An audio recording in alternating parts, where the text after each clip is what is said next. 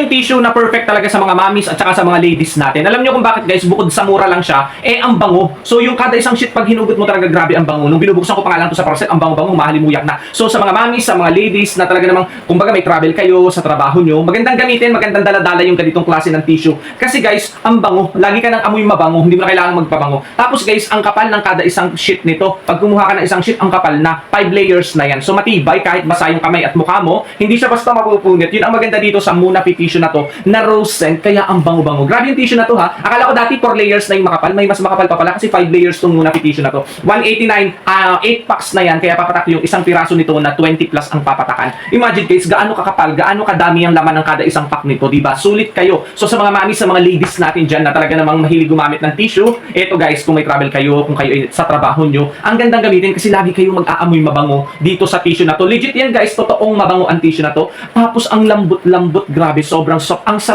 sarap-sarap niyang gamitin sa mukha guys, grabe. Ang bango tapos sobrang lambot. Kasi guys, made siya sa native wood puff yung tissue na to. Kaya kung ako sa inyo guys, at mahilig na rin lang naman kayo sa tissue, talagang tissue yung ginagamit nyo, check out nyo na yung Mona Fit tissue natin na may rose scent, ang bango, promise.